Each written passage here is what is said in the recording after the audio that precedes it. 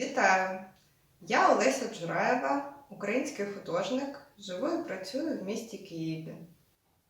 Маю честь презентувати серію моїх ліногравюр by Train, за яку я отримала першу нагороду в конкурсі Аїда Данина Трьом.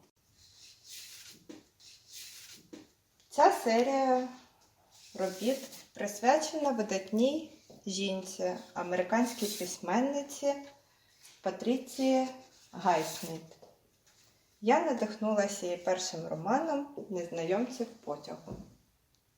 Тема подорожі завжди цікавила мене. Кожна мандрівка починається з дороги. Я люблю дивитись у вікно, ловити віддзеркалення в склі, спостерігати, як змінюється картинка, як швидкість і рух впливає на наше сприйняття пейзажу, перетворюючи його майже на абстракцію.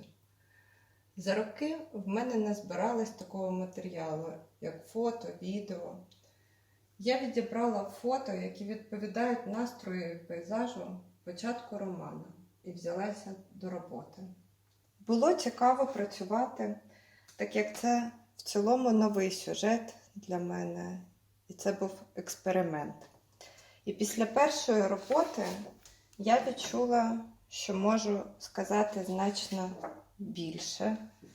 Так виникла ця серія з 5 робіт. Я вдячна Аїда за чудову можливість представити свої твори і членам журі за високу оцінку моєї роботи.